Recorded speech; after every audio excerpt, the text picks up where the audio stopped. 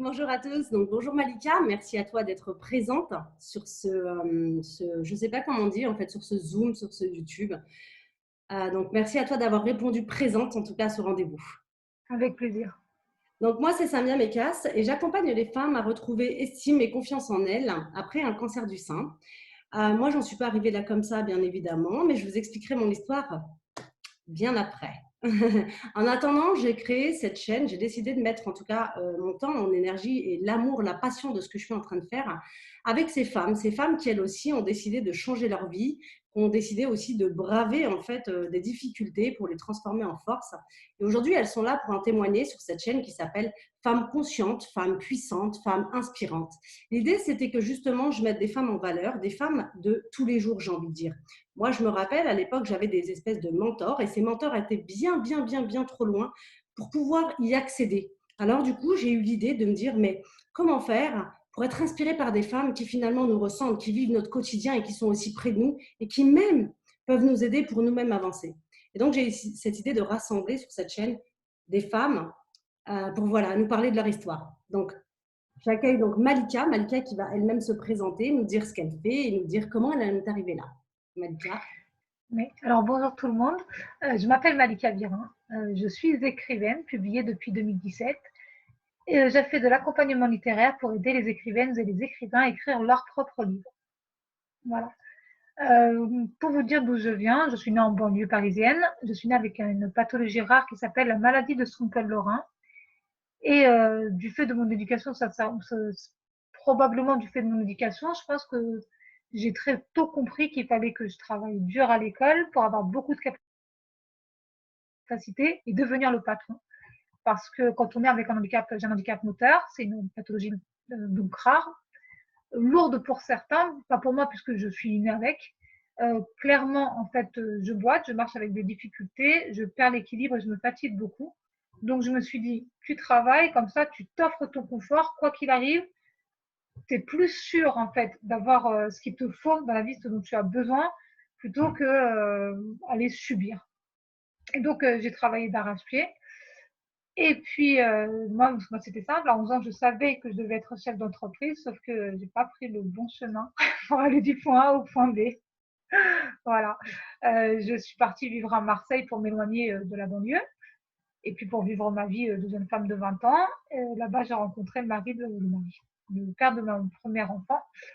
Ça s'est mal passé, donc nous avons divorcé. Et je suis retournée vivre chez mes parents parce que j'étais très endettée, que je ne pouvais pas subvenir à mes besoins ni à ceux de ma fille.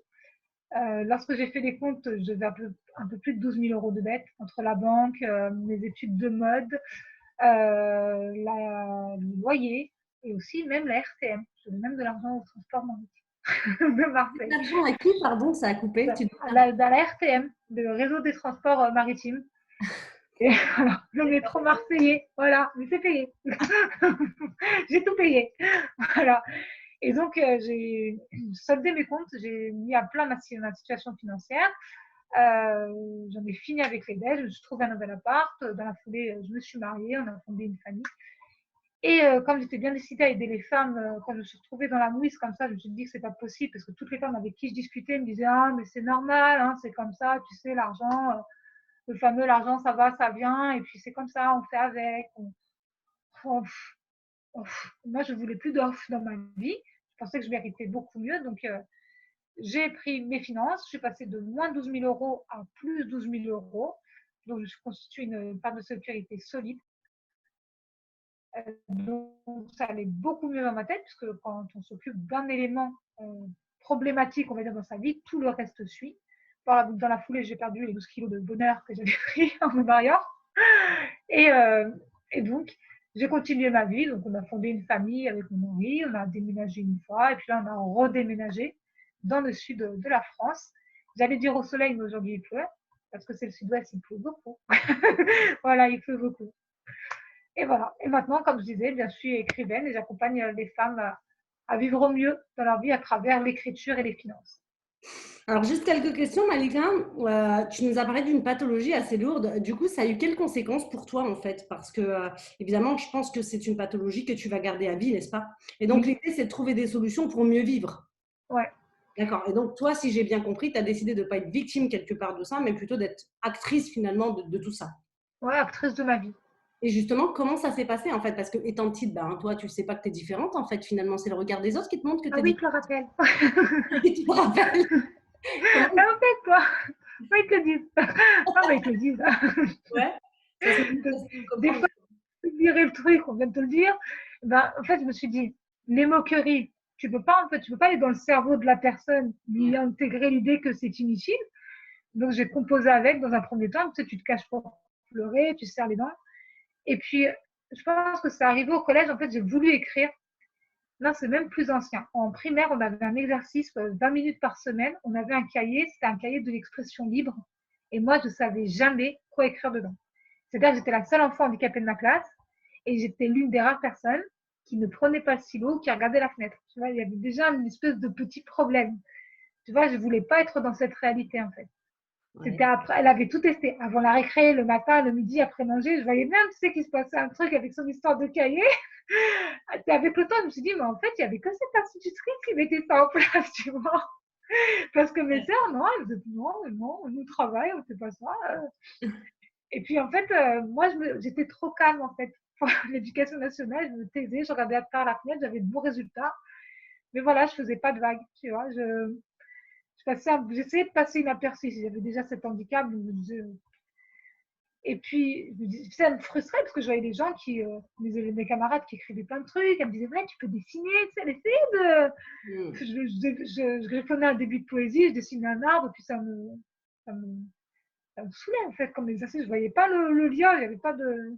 Moi, je voulais juste soit qu'on apprenne, soit qu'on s'en aille en fait. Il fallait qu'il se passe quelque chose. Et avec le temps, tu sais, au collège, ça les filles qui viennent avec leur, Ah, ça a leur coupé journal avec intime, ça. tout ça. Hein, Au collège, il y a des filles qui viennent avec quoi? leur journal intime, Ah tu oui, vois. d'accord, ok, oui. Et je me suis dit, qu'est-ce que c'est, tout ça. Ouais, j'écris ce que je fais dans mes journées. Je me suis dit, mais qu'est-ce que tu peux bien raconter à 12 ans, tu vois. Oui. J'ai été au collège, j'ai vu Michel, super. Enfin, Oui, je et vois. donc, je me disais, moi aussi, tu vois, moi aussi, je veux mon cahier, donc je prends mon stylo, et puis, bah, rien. Et en fait, il m'a fallu du temps pour comprendre qu'en fait, ce rien, c'était qu'il y avait tellement de choses que je n'osais pas les écrire. Et donc, c'est quand j'étais au lycée, j'ai pris le métro, je commençais vraiment à m'ennuyer, tu sais, à attendre le métro, donc j'ai commencé à écrire des petits trucs. Et en fait, de fil en aiguille, c'est des petits trucs qui sont devenus des phrases, qui sont devenus des mots, enfin, qui sont devenus vraiment beaucoup, beaucoup plus gros.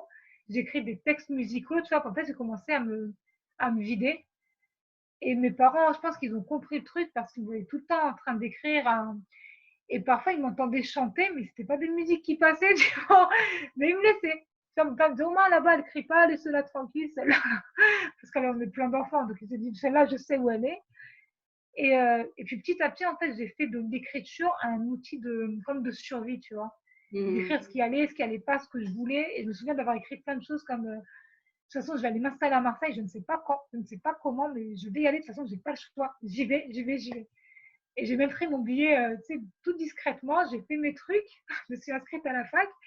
Et une fois que j'ai eu le dossier, je dis, bon, en fait, moi, à la rentrée, ben, je pars à Marseille. Ça, c'était pas prévu avec tout le monde, en fait. Ça, c'était Ouais, vraiment, voilà. Mais comme j'avais décidé avec moi-même, hein, c'est toi vraiment quelque chose que tu as fait profondément, en fait. oui. Et justement, tu nous as parlé de tes parents. Comment tes parents ont réagi, en fait, face à cette maladie? Puis tu avais des frères et sœurs, tu as dit, puisque vous Ouais. étiez. On est 10 enfants, la moitié en handicap.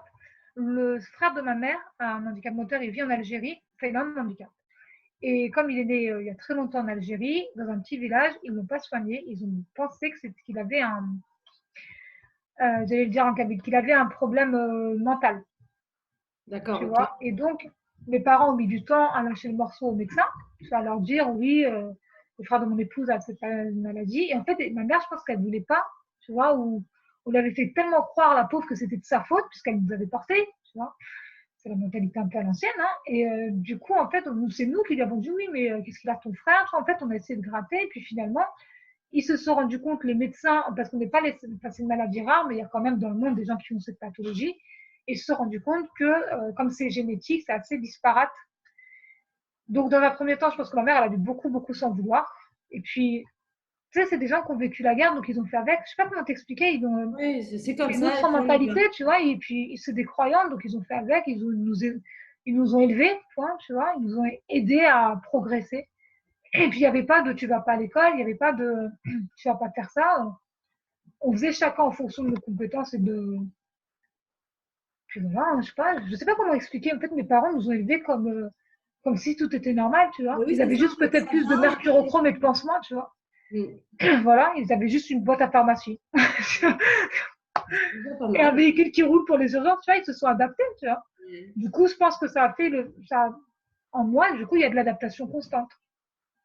Et ça aussi, ça t'a permis quand même de ne pas être finalement victime, mais de décider qu'à un moment donné, ben, bon, ben voilà, tu as cette maladie, tu vas vivre avec, donc du coup, ben, tu avances en fait. Ouais, c'est ça. C'est Mais ça quand parce qu'il n'y a que ça qui fonctionnait mal. Tu vois, c'est même pas que ça fonctionne pas, c'est que ça fonctionne mal finalement. Tu vois, c'est de la machine, c'est de la mécanique. ça ne fonctionne pas comme tu veux, en tout cas. Ou comme les gens, ouais, moi comme je vois, j'aimerais bien, mais je pense que c'est des blocages à moi. Par exemple, moi j'ai un fils de 5 ans, depuis que cet enfant est né, il est persuadé que je peux tout faire. Donc, oui, oui. Bah vas-y maman, grimpe. Non, mais si, grimpe. Tu vois, donc bah, tu grimpes, quoi. Tu veux dire quoi tu grimpes, puis Ouais. le dernier aussi, il faisait la bagarre. Enfin, tu vois, maintenant il commence à comprendre parce qu'il grandit, mais comme quand tu vis pendant plusieurs années, même si c'est ton enfant avec un être humain comme ça, ben, tu t'adaptes, hein, tu fais ok. Ouais. Donc, puis mon mari aussi, mon mari, il me dit vas-y, mais en cours. C'est-à-dire en cours. C'est-à-dire, comment? Il me dit oh, en cours. Mais tu sais, c'est la logique de tu peux marcher, tu peux courir, tu Ouais. vois. Après, maintenant, du coup, je leur dis oui, mais là, quand même, ça fait mal aux jambes, c'est fatigant, je vais souffler vite. Maintenant, ils comprennent. Mais au début, c'est vas-y, on fait ça. Il m'a dit on va faire un trek. Enfin, non, mais vraiment, il me disait on va faire un trek en forêt en plus. Ouais. Je disais, mais ouais, si tu veux, tu vas faire un trek et puis moi, je t'attends, d'accord. Et puis tu m'appelles, ne te perds pas, hein, parce que je ne viendrai pas. Tu, tu vois, il y a cette espèce de réalité. Et puis après, ben, de toute façon, tu t'adaptes. Hein, quand tu veux être avec les gens que t'aimes, ben, tu marches et puis tu vas. On Ouais. s'adapte les uns aux autres. Je trouve ça génial d'avoir cette réalité qui n'est pas la même, mais c'est la réalité de chacun finalement, c'est leur C'est vérité à eux. exactement ça. Enfin, chacun vit dans sa bulle, chacun vit dans son monde, voilà. Moi, je suis avec mes croyances, je ne peux pas faire ça, alors que si, sauf que ça mettra, le trek, on mettra juste plus de temps à le faire, tu vois. On arrivera plus tard là-bas. Mais on y arrivera finalement, tu vois. Mais le trek, il a arrêté d'ailleurs. Je sens que, tu vois, dès que. Il aime bien cette histoire d'on va marcher pendant des heures. Donc, du coup, et par exemple, pendant ta jeunesse, parce que moi je me rappelle, hein, au collège, évidemment, on peut avoir des copains, des copines, tout ça. Est-ce que pour toi, ça a été ben, un peu plus chiant? Des copains, des copines, c'est-à-dire. Ben, des amoureux, en fait, des amoureux, des amoureuses. Ah bah oui, au collège, là, c'est. Comment te dire? Ah bah c'est particulier, hein. Je me souviens d'un camarade de classe qui Oui, avait dit à tout le monde que je voulais sortir avec lui et ouais. qu'il m'avait dit non parce que j'étais handicapée. Tu sais, parfois j'y repense, je me dis mais qu'est-ce qui lui est passé dans la tête, tu vois? Il s'appelle Franck. Je me dis si Peut-être je que le croise lui, en d'abord, fait, était amoureux de toi, en réalité. peut-être, tu vois, certainement, tu vois, mais comme j'étais handicapée, ça lui posait problème. Ah, c'est clair. Et tu vois, moi je venais avec pénibilité au collège. Hmm, Tu vois, du coup, j'étais pas dans l'optique et je me trouvais un amoureux au collège, hmm, au-delà de ma culture. hmm. Là, j'avais d'autres chats à fouetter. Je voulais ne pas tomber en y allant, ne pas tomber en rentrant. Tu vois, chacun ses problèmes. En plus, l'île de France, il pleut. Tu vois, il me gêne. J'ai pas envie de glisser. J'ai pas envie de tomber. Je veux pas être sale. J'aimerais bien avoir les mains propres. J'aimerais bien être pas trop essoufflée. Tu vois, on n'avait pas les mêmes problématiques. Tu vois, mais c'était pas dans la même D'accord. réalité. Et puis, j'avais intérêt à ramener des bonnes notes, hein, parce que des Hmm, parents, ça reste des parents. Ils t'envoient à l'école, c'est pour que tu ramènes des bonnes notes. hmm, Tu vois. Puis, il y a cette mentalité du ben, vous êtes en France. Apprenez à bien travailler à l'école pour avoir un bon métier. ouais. Donc oui d'accord, je vais à l'école, déjà un bon, c'était pas loin, mais c'était fatigant. Tu vois, ça faisait mal aux jambes, j'arrivais, j'étais parfois en sueur parce que bah, quand tu te lèves à 8h et que ça commence à 8h05, à un moment donné, faut y aller. Hmm. J'allais en courant d'ailleurs parfois, je criais, ne ferme pas la grille, les pauvres surveillants. Et donc cet élève qui avait que ça à faire, et puis bah, du coup je lui ai dit devant tout le monde que non en fait. Et là, en fait, là, j'ai compris qu'il y avait le handicap, c'est plus, à ce stade-là de ma vie, je me disais, le handicap, c'est plus un problème pour les valides, tu vois, parce que je ne suis pas dans la même réalité. Hmm. tu vois. Pour les valides, oui, mais c'est compliqué pour ton orientation. Pour les valides, oui, mais c'est compliqué. Moi, je suis amoureux, mais toi, tu es handicapé. Pour les valides, tu vois. Puisque dans ma maison, c'était pas un problème. Dans ma maison, tu fais ta chambre, tu fais la table. Alors, ça coupe, Malika. Ça a coupé. Puis tu vas faire tes devoirs. Malika, ça a coupé. Du coup, dans ta maison. Ouais. Ah. Ça a coupé parce qu'il y a eu un petit problème de réseau, désolé. Et du coup, en fait, dans ta maison, il n'y avait pas de problème parce qu'en fait, tout. Bah oui, tu vois. Toi, tes parents. On était comme des personnes. Ouais, comme des personnes. C'était à l'extérieur finalement. Et encore pas tout l'extérieur, dans le bâtiment, ils étaient habitués. Et puis on avait ça en banlieue, ils ont cette mentalité, tu peux marcher, tu marches, tu peux courir, tu cours, tu peux faire plus, tu fais plus. D'accord. Voilà. Mais le système scolaire, c'est particulier. Hein. On te fait croire que tu dois rentrer dans une case, donc on explique aux enfants, on l'intègre aux enfants, donc les enfants pensent que comme tu n'es pas dans une bonne case, soit tu n'as rien à faire là, soit il y a un problème. Ça, justement, Malika, pour le coup, il n'y avait pas d'école spécifique? Si, à l'hôpital Necker, mais ma mère a dit non. Ma mère a tapé du poing sur la table, elle a dit les enfants, ils vont être scolarisés ici, dans cette école. Et du coup, on disait que c'était en primaire. Et du coup, la mairie, ils avaient bien compris. Donc, ils ont fait une inscription pour le collège et puis après, on s'est inscrit au lycée. Ils ont bien compris à la mairie qu'on allait rester là. Et tu vois, là encore, c'était le problème, c'était le point de vue des valides, tu vois, parce qu'ils avaient peur qu'on se blesse, qu'on s'est blessé. Hein. Moi, j'ai 2 cicatrices sur le front, c'était une chez moi, une à l'école. Donc, ils ont eu très peur. En plus, imagine, elle ne parle pas beaucoup. Elle joue comme une enfant valide, elle tombe, elle se blesse, elle saigne les pompiers, tu vois. Les pauvres. Je me dis, tout maintenant que je suis adulte, je me dis les pauvres, quand même, tu vois. Ils n'étaient pas prêts, tu vois. En plus, c'était pas comme maintenant, il n'y avait pas d'AVS, il y avait rien mis en place, tu vois. J'avais des escaliers, tu es en CM2, tu montes les escaliers parce qu'au rez-de-chaussée, c'est fait. Tu vois, il n'y avait pas.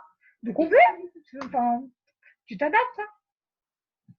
En fait, tu as fait quoi? La façon dont tu as fait était peut-être différente, mais tu as fait finalement. Oui, mais c'est le propre de l'humain.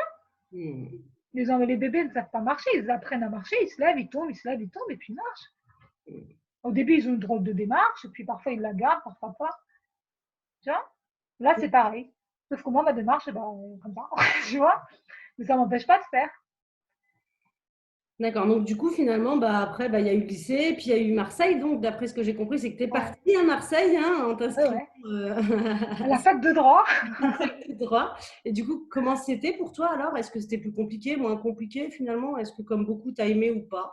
Ah, j'ai adoré Marseille. C'est vraiment ma ville de cœur. Ah, moi, je parlais de la fac de droit, pas de la ville. Non. Mais d'accord. Super. Non. Je peux te dire tout ce qu'il y a à Marseille si tu veux. Ok, d'accord. Donc, c'était plutôt Marseille. Alors, disons Marseille. Non, en fait, le droit, c'était pas fait pour moi. Administration économique et juridique, peut-être, AEJ, une autre filière. Mais le droit, non. Non, beaucoup trop de choses à apprendre la première année. Les profs sont trop incisifs. C'est du cassage, en fait, tu vois. C'est même pas le fait d'avoir beaucoup de choses à apprendre. Tu vois, les méthodes d'apprentissage, je pense qu'elles changent en fonction de ton niveau d'études, tout ça, de tes capacités. C'est propre à chacun. C'est vraiment une zone de casse, le droit. Je ne sais pas si ça se passe comme ça ailleurs, mais j'ai entendu dire d'autres filières que nous, tu vois. Il y a des profs en amphithéâtre qui fournissent le minimum d'efforts. Alors, c'est très bien qu'on ne peut pas tous s'avancer, tu vois. Tu arrives en droit, de toute façon, dans un trimestre, vous ne serez plus là, vous ne serez plus là. Mais c'est certainement normal, hein, tu vois. Ouais, il y a cette normalité là-bas, en tout cas. Il y a cette normalité à ce moment-là pour toi, en tout cas, à ce moment-là. Mais moi, j'adore. Enfin, moi, mon but, franchement, c'est d'aller à Marseille et puis de faire. Et je me disais, je vais faire du droit, peut-être parce qu'il y avait une espèce d'arrière-pensée, si je peux aider, tu vois. Si en plus, je peux aider, apprendre comment aider. Parce que j'ai compris que le droit, c'est nécessaire dans la vie. Hein. Ça t'évite surtout de payer des avocats quand tu connais tes droits. Tu vois. Et quand tu en as besoin, tu vas chercher le bon avocat. Et après, ça m'a appris la pensée juridique, qui n'est pas la même que la pensée du quotidien. Et donc, ça aide dans le quotidien d'avoir fait une première année de droit. Et voilà, une première année de droit, une seule. En tout cas, pour moi, une seule, c'était bien. Mais Marseille, c'est beau. C'est ce que j'ai retenu. Marseille, c'est beau. D'accord, donc Marseille, c'est beau. Donc finalement, malgré tout ça, ça t'a pas empêché, quelque part, j'ai envie de dire alors, je vais dire ce mot parce que vraiment c'est pour la compréhension universelle, Ouais, d'être normal finalement. Tu ouais, as rencontré des complications, tu as aussi rencontré des rêves, tu mm, as été les faire. Bon, tu pensais, que le droit c'était pour toi, finalement tu t'es rendu compte que c'était pas pour toi, mais c'est OK. mm, Du coup, tu es revenu et du coup tu t'es marié d'après ce que j'ai compris la première fois, tu as même, divorcé, c'est bien ça? ouais. Du coup, ben, finalement, c'est la vie de tout le monde en fait, c'est la vie Ouais, de c'est ça. tout le monde, de Je vivre sais bien, tu sais, de les changer, de s'adapter, d'avancer. c'est ça. Mais je sais bien que pour beaucoup de gens, en fait, quand tu nais avec une difficulté ou que tu as au fil de ta vie une difficulté, c'est comme si le reste de ta vie, de la vie, n'existait pas ou que tu n'avais pas le droit, tu vois. Ah oui, je vois, oui. En fait, tu te focalises juste sur, bah oui, mais c'est la maladie et elle est Ouais, malade. Et en fait, voilà, c'est ça. Bon, c'est quand un tu humain. es de maladie, toi, Ouais. tu le sais, en fait, tu le sens bien que tu as des émotions, tu as des ressentis et que oui, tu tombes amoureuse, oui, tu fais des bonnes et des mauvaises rencontres.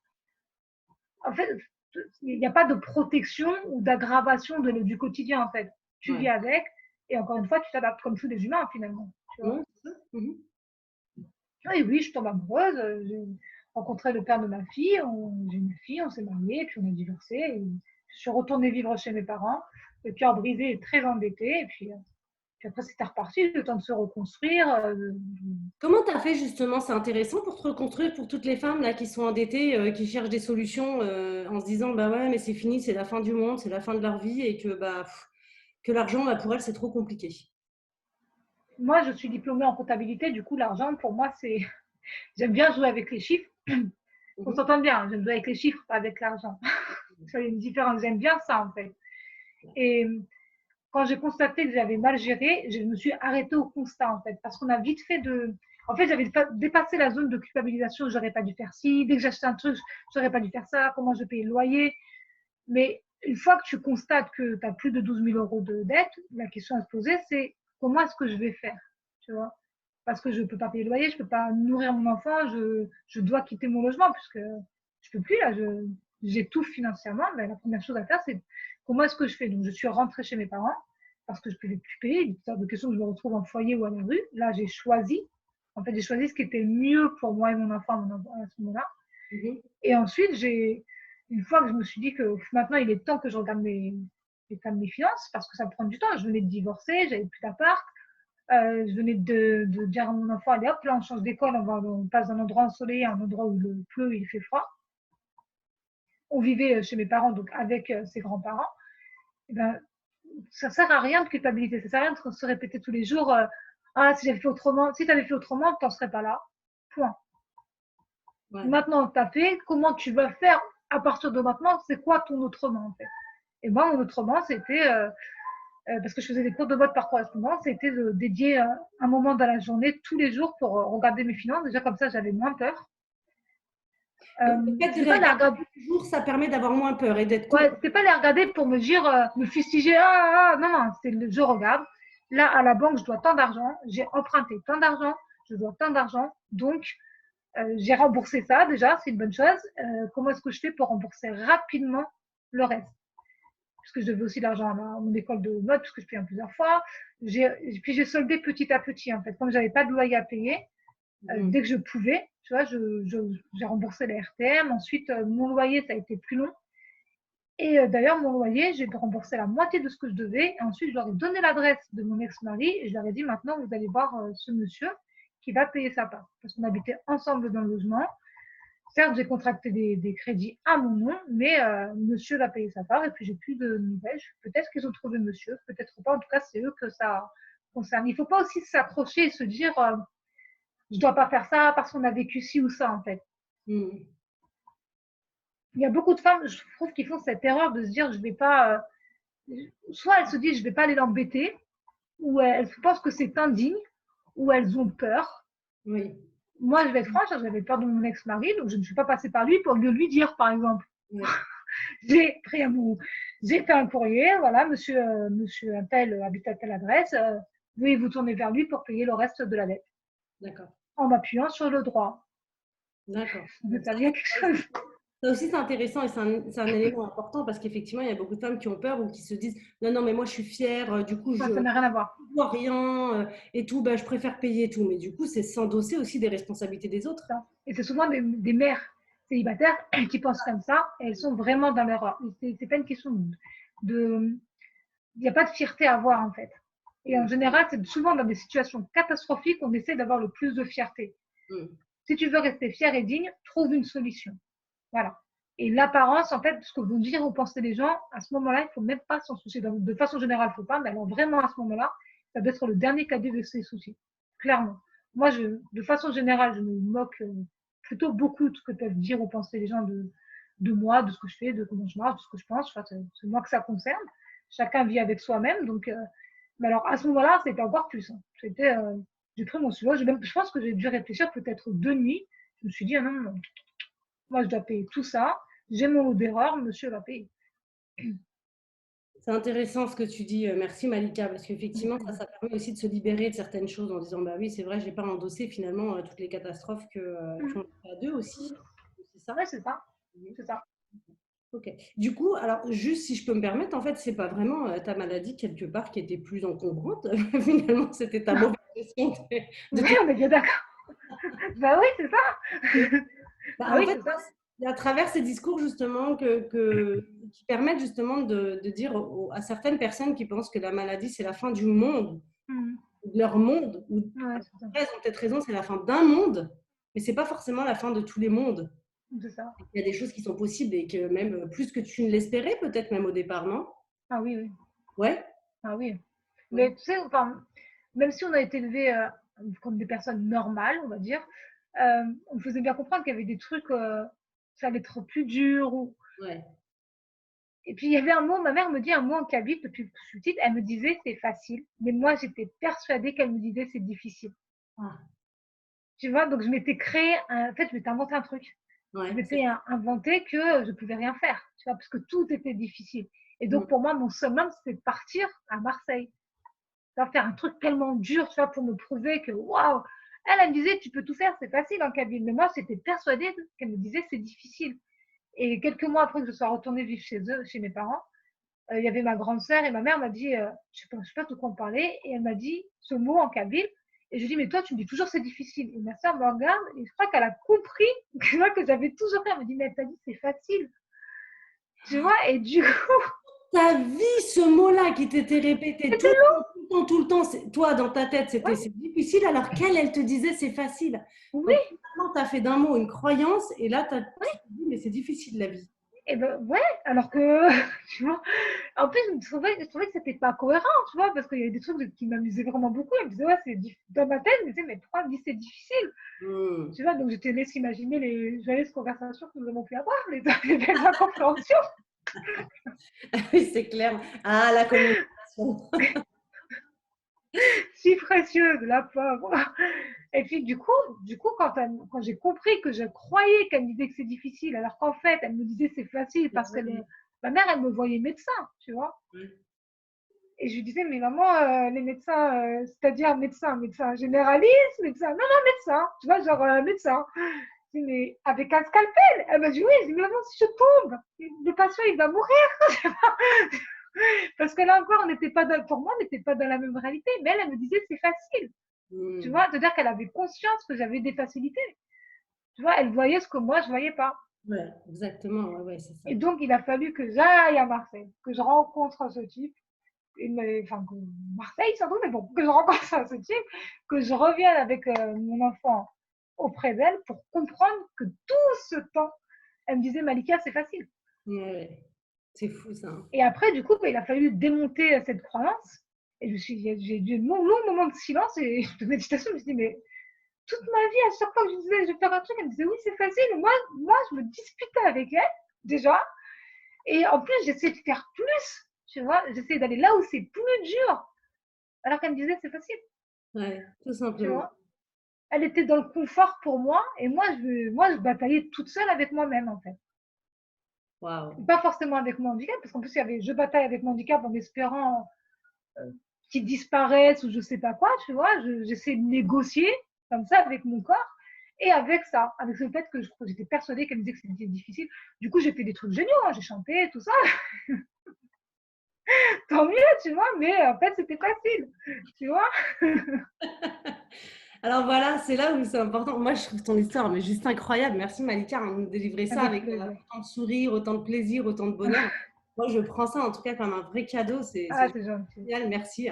Mais et c'est là où justement on se dit, mais les croyances, les pensées, mais elles sont puissantes finalement. Oui. Parce que toi, tu t'es mis dans une situation difficile, alors qu'en vérité, c'était facile. Ah Moi, oui, puis au-delà de ça, quoi, c'est que des fois, j'ai l'impression qu'on s'oblige à vivre des états difficiles. J'ai rencontré ce monsieur, contracter des dettes, des problématiques, alors que toi, tu rêvais peut-être d'un prince charmant. Finalement, tu as eu un prince bah, pas très charmant. Et du coup, mais. Et en même temps, je me dis d'un côté, ben, on aurait pu s'éviter ça, ou tu aurais pu t'éviter ça, mais en même temps, je me dis, si tu avais évité ça, eh ben, tu serais peut-être pas devenue la femme encore bah, plus forte finalement, plus compétente, tout ça, et tu n'aurais pas, tu vois, et je me dis, bah, c'est assez marrant les rendez-vous de la vie en réalité, ouais, les croyances qu'on peut y avoir derrière. ouais, c'est vrai. Non, c'est vrai, c'est vrai. Mais il y a aussi le caractère, je pense, tu vois. Le caractère, oui. Ouais, parce que j'ai toujours, tu vois, cette joie de vivre, tout ça. Et en fait, je pense que le fait de croire que ma mère me disait c'est difficile, le fait d'avoir en face de moi, parce que dans mon handicap, j'ai mal aux jambes hein, quand je marche dans certaines positions, tu vois. En fait, la douleur, elle est constante. Oui, Et c'est ça, donc, il y a quand une réalité quand même, quoi. oui, c'était ça, c'était très difficile. Et le fait de se rajouter des difficultés imaginaires, eh ben, ça te forge un caractère, tu vois. Mm. Mais le jour où j'ai compris qu'elle me disait que c'est facile, il a bien fallu que j'enlève, tu vois. Parce que là, j'étais face à la réalité. Je m'étais inventé un truc. Au lieu de lui demander qu'est-ce que ça veut dire en français, Mm. je me suis laissé croire qu'elle me disait que c'est difficile. Donc, il a fallu que j'enlève toutes ces choses. Ben non, en fait, c'était facile. Et puis la liste, elle était longue. Je me suis dit, mais je suis partie dans des situations parfois dangereuses parce que je voulais à tout prix vivre malgré la difficulté, tu vois. Mm. Ouais, c'est fou ça. Mais Mm. ça t'a appris aussi toute la femme que tu es aujourd'hui et les capacités au-delà des au-delà que tu aurais pu penser. Ouais, c'est sûr. Ouais, Ouais. c'est sûr. Mm. Tu as Et raison, puis le caractère, c'est pour beaucoup. mais j'ai réalisé aussi que j'aurais pu faire plus. Tu vois, j'aurais adoré faire des études aux États-Unis. Mais moi, mon max, c'était d'aller à Marseille. Tu Mm. vois, mon max, c'était 900 kilomètres. Oui, Hein? mais à cette époque-là, Oui, à cette époque. maintenant, tu sais que c'est possible. Je veux Ah dire, oui, complètement. voilà, Quand donc ils c'est ont arrêté le confinement, oui, quand ils voudront bien mettre des avions dans le ciel. Oui, voilà, oui. mais en tout cas, voilà, Voilà, maintenant. à cette époque-là, et ça c'est important de le rappeler, c'est qu'à chaque moment de la vie, on n'est pas pareil, on grandit, mais à chaque moment de la vie, on a une croyance qui va nous bloquer à un moment seulement. Puis finalement, on se rend compte que c'était juste à ce moment-là qu'on se bloquait. Oui, Aujourd'hui, c'est ça. tu n'as plus ces mêmes limites. Je pense que c'est important de le dire parce que il ne faut pas que les personnes, elles se disent je crois ça, donc je suis ça en fait. Oui, c'est ça. Ouais. Tu vois, Définis à je ce pas, moment-là comme une vérité tout le temps. c'est ça. Par exemple, on a emménagé il n'y a pas longtemps, on n'a pas encore mis de miroir sur pied, tu vois. Et dans l'entrée, on a un petit miroir, un petit miroir. Mm. Et mon dernier a 2 ans, tu vois. Et moi, en fait, moi, dans mes vêtements, je vois que je suis à l'aise. Seulement, ce miroir, comme il manque la partie du ventre, dans ma tête, je t'assure, c'est fou. Dans ma tête, tu vois, dans ma tête, j'ai pris du poids, tout ça. Et dans le garage, on a monté le dressing. Et dans le garage, je me dis, c'est pas possible, c'est la lumière, il y a un truc, tu vois, je vois bien que je suis longiligne, je suis fine, tu vois. En fait, on s'invente un truc, on regarde pas les choses telles qu'elles sont vraiment, Mm. tu C'est vois. vrai. Mm. Et du coup, bah, je me suis dans ma tête, je me suis dit, de toute façon, je me suis dit, moi, en fait, il faut que je sois à un certain poids pour être légère, vraiment physiquement. C'est-à-dire qu'au-delà de l'esthétique, j'ai besoin, mon corps a besoin, en plus, j'ai un métabolisme de sportif. Si je mange et que je ne bouge pas, bah, c'est sûr que je le sens tout de suite. Et je me dis, je fais pas assez de sport. En plus, j'étais dure avec moi-même à cause de ce miroir, tu vois, de cette Ouais. réalité, enfin, de cette fausse réalité. Donc, quand je vais dans le garage, je le vois bien. Tu vois que je suis à l'aise, je le vois, ce que je ressens, c'est la réalité. Je suis à l'aise dans mes vêtements, tu vois. Et la vie, c'est ça. Il faut bien regarder les choses telles qu'elles sont en face. Il faut Ouais. avoir Arrêter de créer en fait une espèce de réalité qui n'existe pas. ouais. Voilà, exactement. Non, ça me fait revenir à ça par rapport à tes grossesses, hein, parce que tu Ouais. parles de toi, enfin, je veux dire, ça pèse un petit peu, alors pas énormément, mais par rapport à tes grossesses, tes... oui, bon. Alors, techniquement, Ne dis pas ça aux femmes, ça pèse lourd. bah, ça pèse lourd un enfant. Voilà. Et du coup, bah, tu te sens comment? Parce qu'avec tes jambes, elles doivent porter quand même tout ça. Ben, ça dépend des. En fait, il y a un gros aspect psychologique dans ma maladie. Les médecins l'ont découvert il y a quelques années. C'est-à-dire que les malades étaient au courant, mais les médecins ne l'avaient pas encore écrit. Donc, Mhm. c'était pas validé par la science. Ouais, c'est ça. C'est Et donc, souvent en ça fait, d'ailleurs. tu sais, avec les hormones, c'est plus les humeurs, en fait, tu vois. Moi, ma première grossesse, j'étais loin de mes parents. Et, et puis, bah, je mangeais comme je voulais manger, tu vois, mais les sages-femmes, les corps médicaux, les sages-femmes, elles me disaient, ah, me parlaient comme si j'étais une petite fille, vraiment, qu'elle était une bêtise, vous avez encore pris du poids, vous avez accouché comment? Comme si c'était leur problème d'abord à la base, tu vois, comme si c'était elles qui allaient accoucher. Et puis moi, j'osais rien dire, tu vois, première grossesse, j'avais 25 ans, j'étais loin de mes parents. Tu vois, clairement, j'avais besoin de ma maman pour qu'elle me défende, tu vois, qu'elle tape du Ouais. poing sur la table comme elle l'avait fait pour l'école, mais non, elle n'était pas là. Et puis je me suis tue. Et puis je sais que je suis pas la seule femme à se taire devant le corps médical, tu vois, j'ai rien dit, je me suis tue. Je me faisais gronder tous les mois, une fois par mois, à chaque fois que je voyais les médecins, vous avez pris du poids, oui. Et est-ce que je bougeais moins? Je bougeais moins parce que j'avais peur de tomber, tu Mhm. vois. D'accord, oui. Et en fait, c'est lors de ma seconde grossesse que l'échographe m'a expliqué qu'en fait, le bébé, il est comme un poisson dans son petit sac d'eau. Il faut vraiment, vraiment de la violence, en fait, Ouais, pour qu'il y ait un problème, tu ouais. vois. Et donc, il m'a dit, de toute façon, il m'a rassuré, il m'a dit, vous savez tomber, puisque vous tombez depuis longtemps, vous savez Oui, tomber. donc tu gères. Et puis, en plus, c'est vrai que quand tu es enceinte, dès que tu le sais, tu protèges, en fait, tu vois. Donc, tu vas tomber en instinctif. Donc oui, c'est lourd, oui, je me déplaçais moi, mais franchement, à ce moment-là, c'était bien les cas de mes soucis. Je voulais passer toute ma vie à caresser mon ventre, à imaginer mon bébé. Ah oui, à faire du shopping pour le bébé. Ouais, bah, du shopping pour le bébé, c'est important. Aujourd'hui, Malika, si les femmes qui te regarderont, qui te verront, est-ce que tu as un message pour eux à leur laisser quelque part? Des C'est ce femmes que je me qui dis, pensent en que fait, à c'est pas chaque... possible parce qu'elles sont malades, c'est pas possible parce qu'elles sont endettées, c'est pas possible parce qu'elles ont connu un mari qui était pas forcément top, c'est pas possible parce que à chaque fois en fait qu'il y a une situation, bah, c'est pas possible. Qu'est-ce que tu peux leur dire si elles traversent une des situations que tu as rencontrées? de pas se prendre la tête. Moi, je vais dire vraiment ce que moi je fais. Pas les bons mots, parce qu'on traverse tous des moments difficiles. Mhm. Et moi, je traverse le handicap, donc ça, c'est constant. J'allais dire le mauvais mari, Ouais. les dettes. Puis après, quand tu te remaries, bah, tu fais face à des choses qui s'appellent la jalousie. Tu vois, des gens qui sont persuadés que qu'une femme, ça ne se remarie pas, elle a une chance qu'une fois.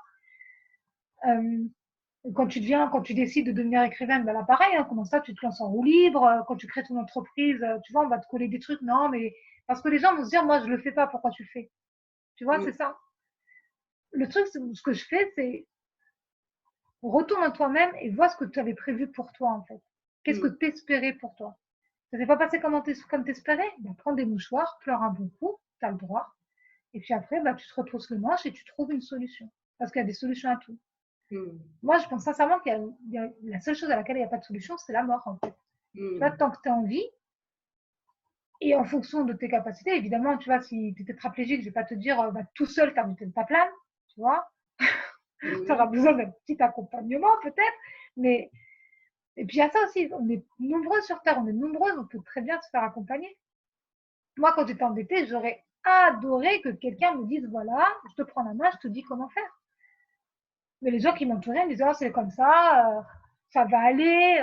La fatalité, quoi. C'est la Oui, fatalité. c'est C'est ça. comme ça, mais ça va aller. Bon, en fait, on voit pas plus haut, c'est-à-dire, bah, déjà, on peut dépasser ça, on peut C'est ça. confronter ça, dépasser ça, et en plus aller beaucoup plus haut. C'est ça. Ouais, c'est ça. Il faut se dire qu'on mérite mieux. Si tu dis dans ta vie que tu es malheureuse, c'est que tu n'es pas au bon endroit. C'est pas une question de moment, c'est une question d'endroit. C'est-à-dire peut-être que géographiquement c'est bien, mais tu n'es pas là où tu dois être. Si tu es malheureuse, si tu es malade et que c'est incurable, bah, va falloir composer avec. Si tu es malade et que c'est guérissable, bah, va falloir te soigner. Si tu as des problèmes d'argent et que tu dis que c'est à cause de ça que tu ne peux pas te soigner, bah, va falloir gérer ton argent. Si ton mari ou ton mec est violent, il faut le quitter. Voilà. Il n'y a pas d'autre solution. En fait, tu le quittes et tu portes plainte pour pas qu'il recommence avec une autre. Tu vois. C'est Si important, tu as peur pour l'instant. Hein, de quitter, de porter plainte pour pas qu'il y ait. Parce que souvent, on quitte, Mais on n'a pas envie de porter plainte parce qu'on se dit non, mais attends, ça y est, il y en a marre. Moi, c'est bon.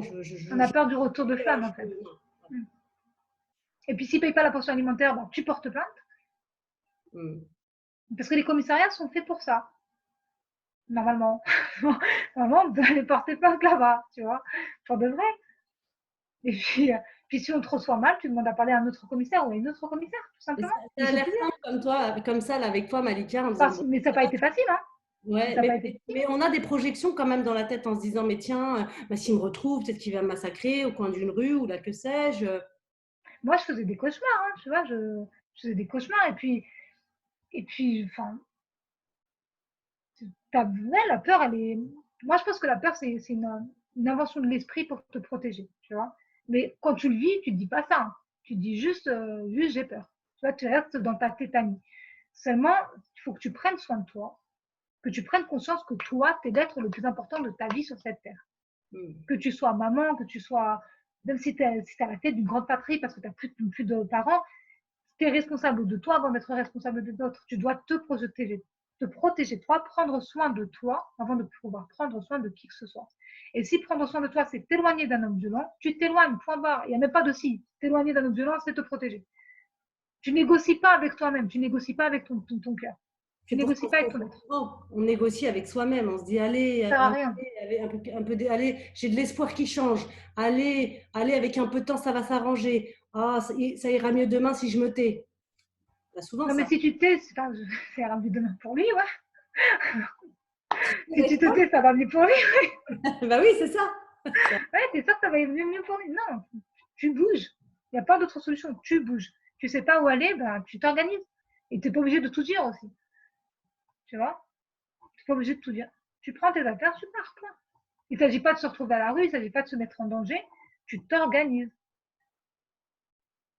C'est vital finalement. Parce que si tu fais pas ça, effectivement, tu peux te retrouver. En fait, qu'est-ce qui te pousse à bouger finalement? Est-ce que c'est toi, c'est ta vie? Tu dis, ben voilà, moi, c'est soit je meurs en restant là, soit je meurs peut-être en allant ailleurs, mais au moins j'aurais fait quelque chose. Qu'est-ce qui fait qu'à ce moment-là, tu décides que c'est le moment pour toi de partir? Parce que là, c'est trop.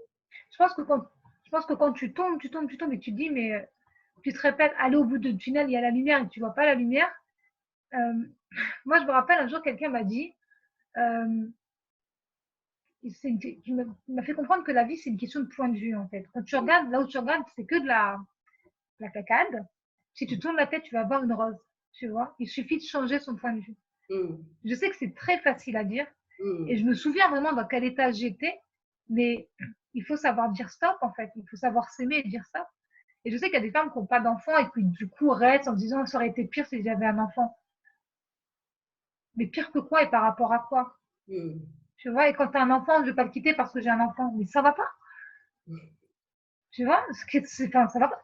Ton enfant, il apprend de vous. Je sais pas où aller, ben tu trouves. Il prend ma carte bleue, tu le dénonces. Les gens se font un monde des conséquences. Oui, c'est vrai. Et je dis pas, il y a vraiment des êtres très dangereux, on doit s'en protéger. Tu appelles la police. Tu montres quelque part que tu n'es plus victime et que toi aussi, tu as la capacité, la possibilité de te défendre et de créer en tout cas la vie que tu veux et de créer le fait que justement tu peux t'en sortir. Alors oui, ça ne sera peut-être pas simple au départ, hein, mais en tout cas, il y a des solutions. Alors que dès le départ, nous, on se fait des problèmes. C'est ça. On rajoute des problèmes à des problèmes. En fait, on rajoute des problèmes inexistants et qui n'existeront peut-être jamais à des problèmes existants. Quand la situation elle est compliquée, tu dois, en fait, voilà, c'est lever la tête, voir les choses de dessus. Soit tu te fais accompagner, notamment par exemple pour l'argent ou même pour le couple. Hein, je vois de plus en plus de coachs de couple. Soit tu te fais accompagner.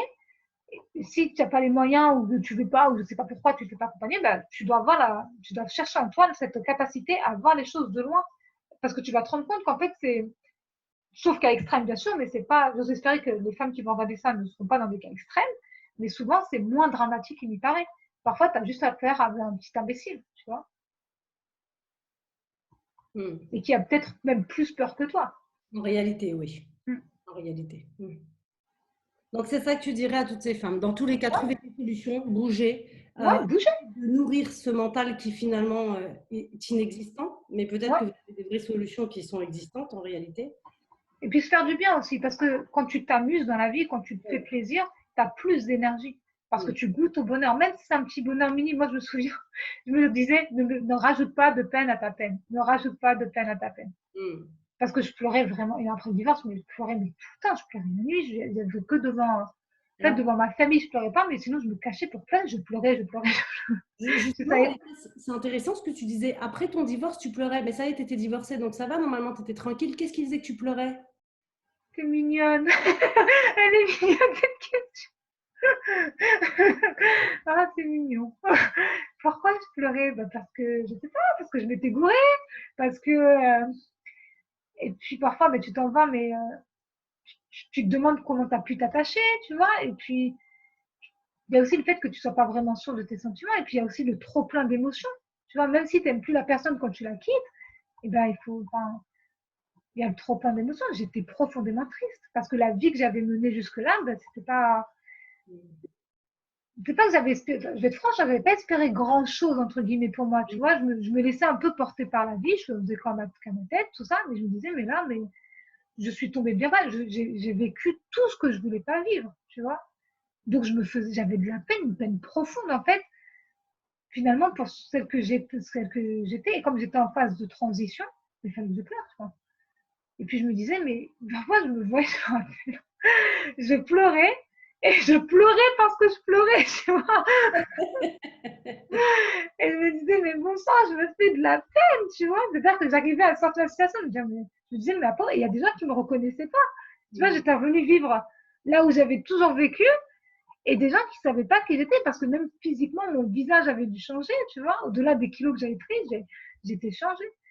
Et le divorce, ça te transforme profondément et c'est une bonne chose, en fait. Mm. Donc derrière finalement ce cadeau empoisonné ou mal emballé, tu as vraiment une pépite. Ouais, bah oui. Tu vas Parce la... que tu. Mais Et puis, il merci, faut pas être dans le regret. Pardon? merci Malika de dire ça authentiquement. Je te pose cette question qui effectivement à première vue est mignonne, mais c'est hyper important. Pourquoi? Parce qu'en fait les gens se disent bah ça y est, moi j'ai fini ça, donc du coup je vis dans une autre vie. Et ils oublient ce moment de transition qui est juste, qui peut être encore plus horrible. Parce que c'est au moment en fait où on le vit. Ouais. Qu'avant tu es dans l'action, tu cherches des solutions. Mm. Et à ce moment-là où tu es posé, tu te sens en sécurité et que ça y est, maintenant tu vas faire face à demain, évidemment, bah, tu as ce moment ou ce moment présent, bah, effectivement, tu dois le vivre. Et oui, tu as raison. Il y a beaucoup de femmes qui se refusent à dire bah, moi, j'ai pleuré ou je n'ose pas et tout. Et tu as raison, tu as ce double peine. Tu pleures parce que bah, tu Et es puis, profondément touchée, puis tu pleures parce que tu dis j'ai de la peine. ben oui, je me faisais de la peine, tu vois. Ouais, c'est Et puis, génial. je me disais, mais qu'est-ce que je vais apporter à ma fille? Puis, j'étais chez mes parents. Oui. Puis, les gens te disent, retour à la case départ. Enfin, ça n'avait rien à voir en plus. J'étais chez mes parents pour me mettre en sécurité financière et autres. J'étais chez mes parents. Point. C'était un état de fait. C'est ce qu'on apprend en première année de droit. On s'intéresse aux faits, on se contente des faits uniquement. Et c'est comme ça qu'on doit voir la vie. Qu'est-ce qui factuellement se passe dans ta vie? T'as quitté ton mec, il t'a plaqué, t'as pas d'argent, t'as plus d'argent, t'as des dettes, c'est de ça dont on parle. Tu dois te baser sur les faits parce que sinon, tu mélanges tout en fait. Tu mélanges tout, tu mélanges les émotions, les désirs, les envies. Ça n'a rien à voir. Qu'est-ce qui se passe dans ta vie? Qu'est-ce que tu dois arranger pour que ça aille mieux? Comment tu fais pour passer à l'étape suivante? Je sais que c'est facile à dire, je me souviens, je lisais des magazines, je disais, mais quel je me disais, mais c'est pas possible d'écrire de telles bêtises, quoi. Je veux dire, étape suivante, de quoi tu me parles, tu vois. J'ai dit, ça, c'est du divertissement, ça, c'est me détendre. Je suis pas détendue, là. Tu comprends pas, j'ai des têtes, je suis pas détendue. Mais en fait, ça, tu vois, c'est. La vie, c'est une série d'étapes, tu vois, et la vie, c'est une série de deuils. Tu quittes une situation pour aller dans une autre, c'est comme ça. Parfois, la vie, je connais personne qui a une vie linéaire, peut dire à la fin de sa vie, avec le recul, tu dis oui, j'ai aimé ma vie, tu vois. Mais quand tu te penches un peu, tu vois que tu as vécu des choses pénibles et c'est le lot de tout le monde. Tu vois, pour certains, me voir marcher, pour eux, ça va être le pire de ce qu'ils peuvent s'imaginer, tu vois, de ma vie. Le pire. Et après, quand tu discutes avec eux, tu dis, je me suis installée là, je suis partie là, j'ai fait ça. Les gens se disent, mais t'es handicapé, t'as une vie, tu vois. Mais c'est ça. Et t'es endetté, t'as une vie, et je sais pas, t'es blonde et t'as une vie, peu importe, tu vois. C'est ça, il y a des choses qui sont de l'ordre du détail et il y a des choses que tu peux améliorer dans ta vie. Les finances, ça s'améliore. Les situations amoureuses, ça s'améliore. L'amour de soi, ça s'améliore. Ça sent trop chien. Donc en fait, c'est pas une fatalité. Peu importe la situation dans laquelle tu es, peu importe la situation dans laquelle tu vis, ce n'est pas une fatalité. Il y a Exactement. des possibilités d'aller beaucoup plus loin. Ah oui. Puis Merci. amusez-vous, avec plaisir. Est-ce que tu veux rajouter quelque chose pour dire à ces femmes, à ces personnes qui vont te regarder, vont t'écouter? Prenez soin de vous et amusez-vous. Ouais. Prenez soin de vous et amusez-vous. Bah oui, Mika a tout à fait raison. Prendre soin de soi, d'abord, c'est penser à soi, c'est de savoir aussi qu'on existe pour soi. À s'amuser, c'est aussi générer justement une énergie puissante qui va faire qu'on va générer du bonheur, du plaisir pour soi, mais du bonheur aussi pour les autres. Et du coup, ça va nous donner des ailes effectivement pour s'élever, pour aller dans les au-delà, des au-delà qu'on aurait pu imaginer. Donc, sortons de l'imagination, des fois, j'ai envie de dire, ou de notre mental, puis allons vraiment vivre la vie, c'est finalement, ça. telle qu'elle est. Exactement. Exactement. Vis ta vie. Exactement. C'est vraiment ça. De toute façon, t'as rien d'autre à faire. Franchement, pourquoi tu vas rester bloqué dans ton imaginaire? La vie, elle passe. Tu vois, c'est ta vie à regarder les trains, tu vois, tu regardes la vie des autres. Non, vis ta vie, il n'y a que ça à faire. Vis. Vis et sois heureuse, voilà. Donc, ça sera le dernier mot de la fin. Vis et sois heureuse finalement. Bah, merci beaucoup, Malika, en tout cas, pour ce Le témoignage plaisir vraiment partagé. authentique, j'ai envie de dire. Voilà, et plein de. Moi, je l'ai trouvé hyper émouvant. Moi, je sais qu'en tout cas, ça me touche profondément et je remercie la vie quelque part parce que c'est exactement, je suis à l'endroit où je voulais être, c'est-à-dire être avec vous, ces femmes, mais vraiment juste incroyable. Donc, merci de nous offrir ça. Et puis, je vous dis à très bientôt pour des nouvelles émissions, enfin des émissions, je ne sais pas, mais pour des nouveaux Zooms, en tout cas avec d'autres femmes. À très bientôt.